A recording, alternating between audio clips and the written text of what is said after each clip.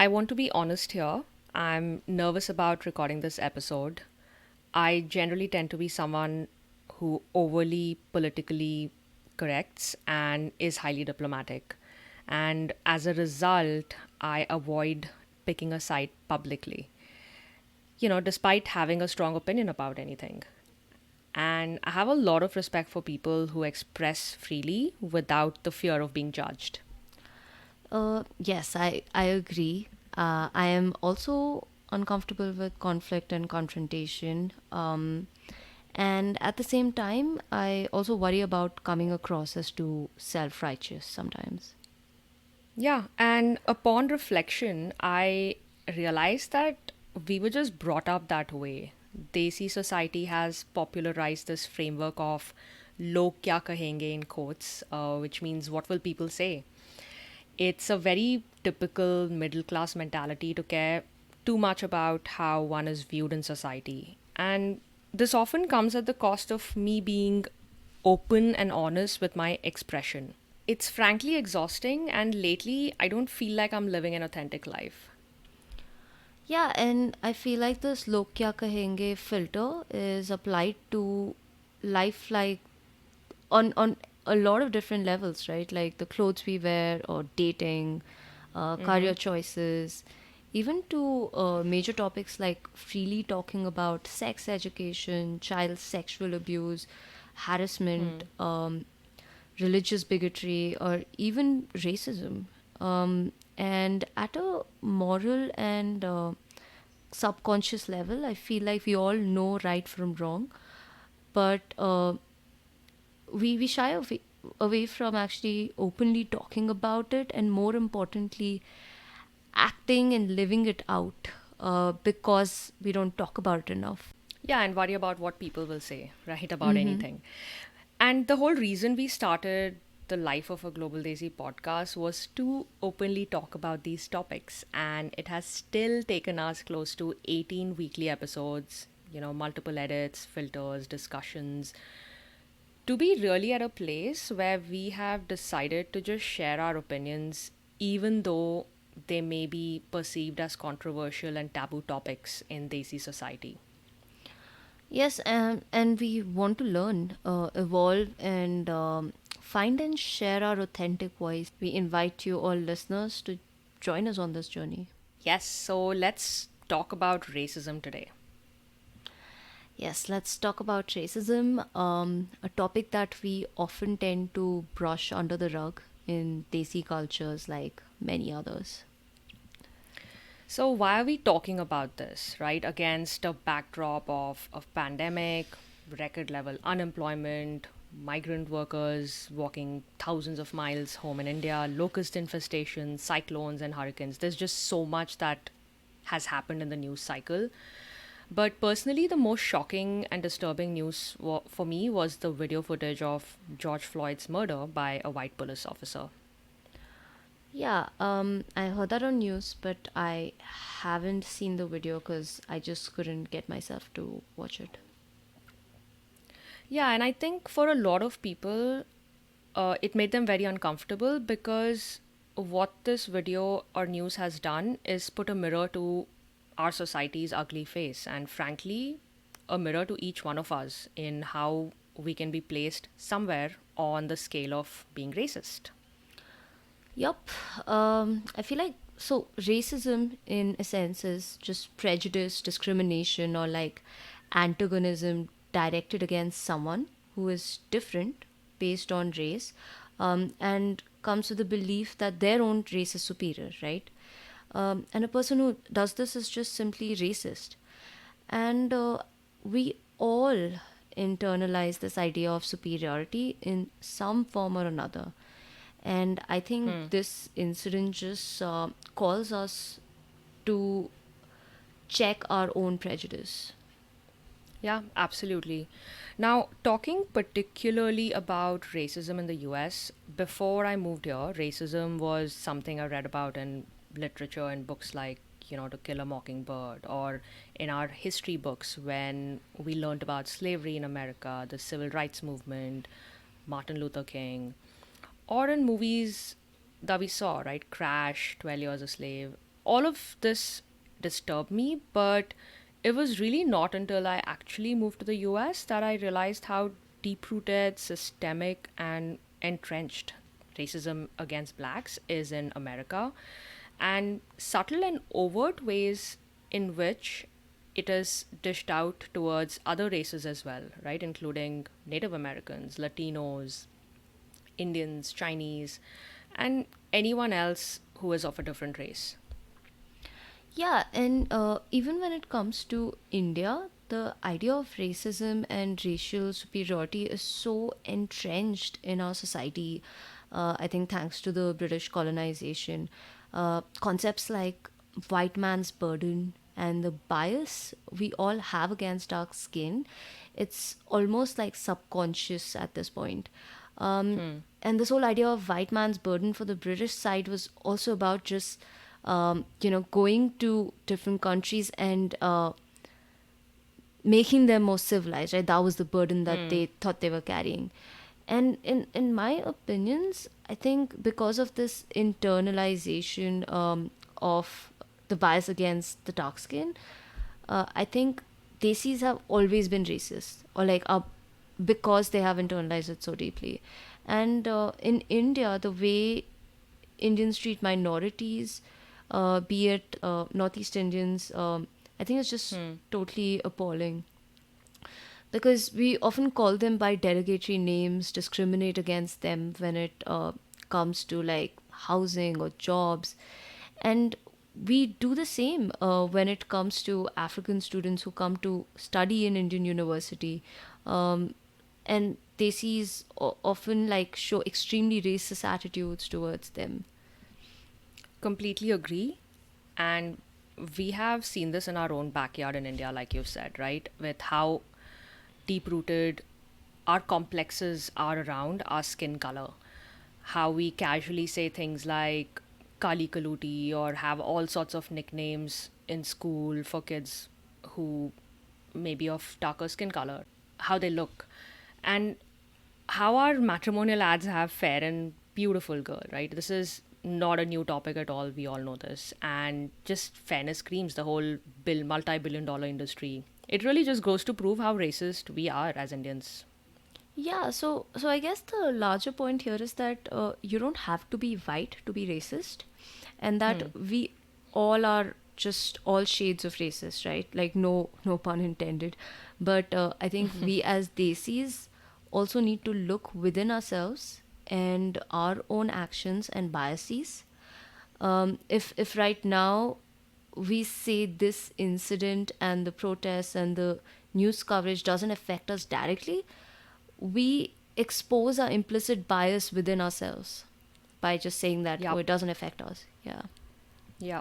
And what actually makes these biases, this implicit belief, and racism in general so complex is just the subtle variations in which it gets served up to all of us and people of color in general. Because racism isn't binary, it's not black or white. And like you said, it's just all shades of brown, yellow, whatever, right? All shades of the whip cure. And racism is a spectrum, and we all exist on it. Because when I reflect on even my personal experience of being brown in America, I have had numerous white people express pleasant surprise by how articulate my English was for an Indian. Now, the first couple of times, I really took it as a compliment and used to take the opportunity to educate them about, oh, how millions of Indians actually speak English in daily life and what have you, right? But then I started to wonder why were they surprised that I could speak English in the first place? And I think it was because they made an assumption based on how I look, on the color of my skin. And although most of these conversations were usually very polite, I wonder, was this subtle form of prejudice or racism? And after a lot of thought, I think they were. I mean, either that or it's just pure ignorance, right, on their part. Maybe they just don't know. That could be part of it, but if it was pure ignorance, I think they would not have any preconceived notion about me, right? The fact that they already had an implicit bias that I wouldn't speak English makes it racism, in my opinion. Yes, that's true. I have had many people comment on my English as well, but I do feel like, is it racism if you're not self-aware that you're being racist? You know what I'm saying? Like this whole idea of action versus intention. And the thing is, nobody wants to admit that they're racist. And the reason why they say those things is because of these internalized notions, right? They are not aware. And when we do point that out, our tendency is to get defensive and self-righteous, given our blind spots, because it's a blind spot by the end of the day. Yeah, that's a fair point, which is what makes it so complex. Just another example, right? Some Desi friends and I walked into a really fancy old school New England tea room to experience some afternoon tea drinking culture.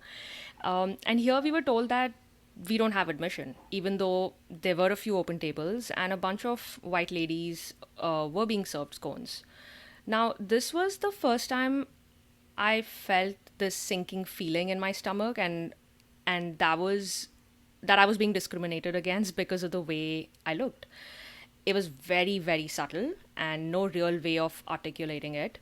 And till date, every time I get pulled aside for a secondary screening by TSA at the airport, I get the same feeling. Now, what do I tell myself here is that it comes with the territory of being a minority in a majority white country.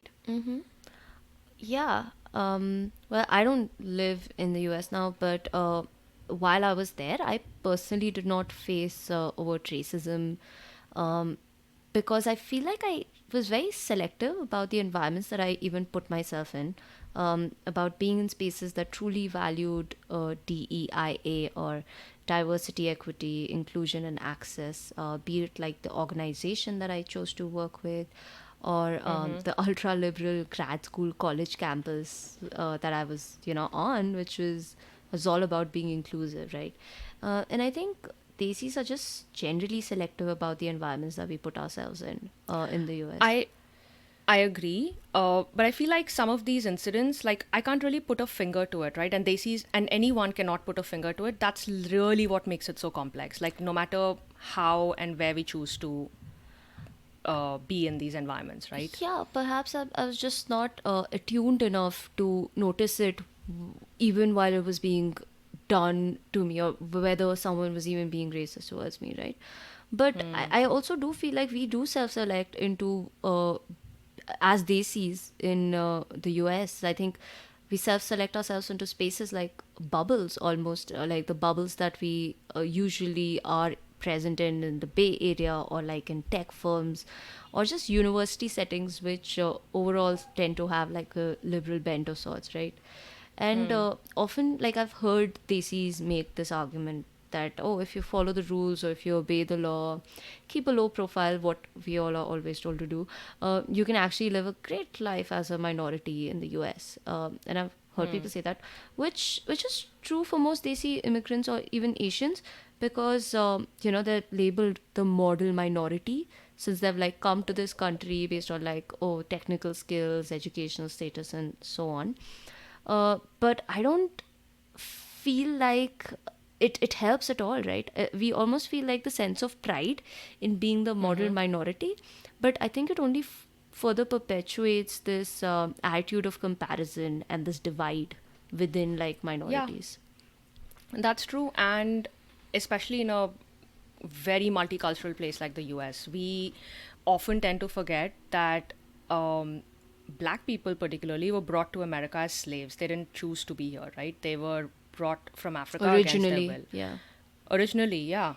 Um, and as a community, they were actually enslaved for centuries, subjugated, systemically oppressed when it came to schools, jobs, housing, healthcare, public transport, with pretty much outright segregation using, Jim Crow laws or more subtle instruments like redlining, which basically prohibited them from participating in any sort of mainstream societal activity. So that's something we need to remember. Yeah. And I think even when it comes to like law enforcement, right? There's just so much evidence and data out there that black perpetrators have high conviction rates, like more than any other race with the same crime, right? And Yeah. that results in mass incarceration of black men, um, which is just a reality. Absolutely. So when certain communities are systemically pushed into like generational cycles of poverty, crime, and hopelessness, I think we as Desis need to recognize that A, and also not live in this bubble of, oh, we are a model minority and this doesn't really affect us, right? Mm-hmm. Because while this whole incident feels like a watershed moment, the hard part and the hard work is actually going to start now if there is any true reform, right? And what can we as Desi community do to change our racist attitudes? Mm-hmm.